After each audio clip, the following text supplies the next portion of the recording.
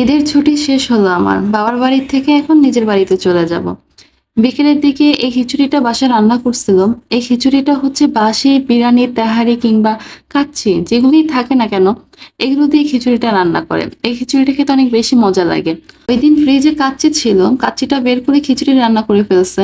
আমারও অনেক পছন্দ আর আমিও চলে আসতেছি, তাই আর কি ওইদিনই রান্না করছে যেন আমি খেয়ে যেতে পারি। সন্ধ্যার দিকে আসার সময় আমি এই খিচুড়িটা একটা প্লেটে নিয়ে আমি আর পেটুস খেয়ে আসলাম। খেতে ভালোই লাগতেছিল। যাই হোক, খাওয়া দাওয়া শেষ করে সন্ধ্যার দিকে বাসায় চলে আসছি। আমার আর কোনো ভিডিও করা হয়নি, অনেক ব্যাগটা খাওয়ার কারণে আর ভিডিও করতে ইচ্ছা করতেছিল না।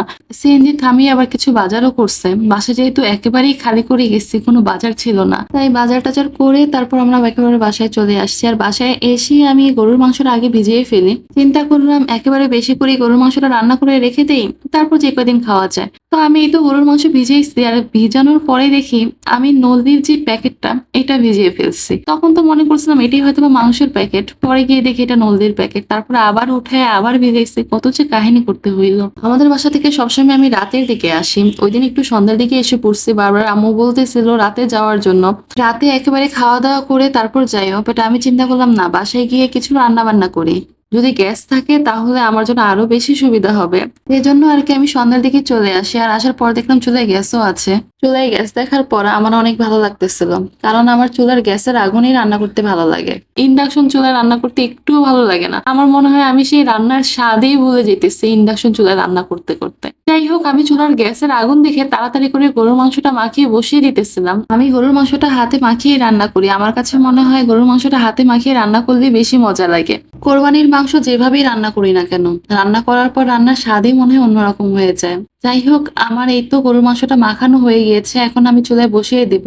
আর এইটার মধ্যে আর কোনো এখন আমি পানি ইউজ করব না, যতটুকু পানি উঠে এটা দিয়ে ভালো করে কষাইতে থাকবো। এই তো দেখেন আমার মাংস কষানোটা হয়ে গেছে, অনেকক্ষণ ধরেই কষাইতেছিলাম, এর ভিডিও আর নেওয়া হয় নাই। এখন আমি বেশি করে পানি দিয়ে দেবো সিদ্ধ হওয়ার জন্য, যতক্ষণ সময় লাগে। কোরবানির মাংস দেখে আমি আলু ইউজ করি নাই, এখানে আলুটা স্কিপ করছি। কোরবানির মাংসটা আলু ছাড়া খেতেই বেশি ভালো লাগে। রাত 2টার দিকে আমার গরুর মাংস রান্না করাটা শেষ হয়েছে। এরপর আমরা খাওয়া দাওয়াটা করলাম। আমি গরুর মাংসের সাথে আর কিছুই রান্না করি নাই, গরুর মাংস হইলে আর কিছু লাগে না আর কি। সকালে ঘুম থেকে উঠেই আমি আগে চুলা ধরাইতে গেছি, গ্যাস ছিল নাকি দেখার জন্য। পরে দেখলাম না, গ্যাস ছিল। আমি এখানে পরোটা ভাজার জন্য রেডি হয়ে গেলাম, আর পরোটা নিয়ে পরোটা ভাজা শুরু করে দিলাম। চুলায় পরোটা ভাজতে যে এই শান্তি, ইন্ডাকশন চুলায় পরোটা ভেজে কোনো শান্তিই পাই না, কোনো মচমচা হয় না, খেতে মজা লাগে না, কেমন যে লাগে। আর এই দেখেন চুলায় যে আমি পরোটা ভাজতেছি, পরোটাটা কি সুন্দর ভাজা ভাজা হইতেছে, আবার মচমচাও হয় এই পরোটাটা, খেতেও অনেক মজা লাগে। এক চুলায় পরোটা ভাজতেছিলাম আর পাশের চুলায় গরুর মাংসটা গরম দিচ্ছে। দেখেন কি পরিমাণ গ্যাসটা ছিল, 2টা চুলায় আমি রান্না বান্না করতেছি। আর এই গ্যাসটা যখন না থাকে তখন যে কি পরিমাণ বিরক্ত লাগে, একটা অশান্তি কাজ করে। যাই হোক, আমার পরোটা ভাজা হয়ে গেছে। সকালে গরুর মাংসের সাথে পরোটা দিয়ে খেতে অনেক বেশি মজা লাগে। আর কোরবানিদের পর গরুর মাংসই তো সবকিছু চলে, সকালে দুপুরে রাতে 3 বেলাই গরুর মাংসের উপরেই থাকা পড়ে। শেষের চা দিয়ে আমার পরোটা না খেলে হয় না, তাই আর কি চা বানিয়ে নিয়ে আসার পরে একটু পরোটা আমি চা দিয়ে খেলাম। আজকের ভিডিওটি এই পর্যন্তই।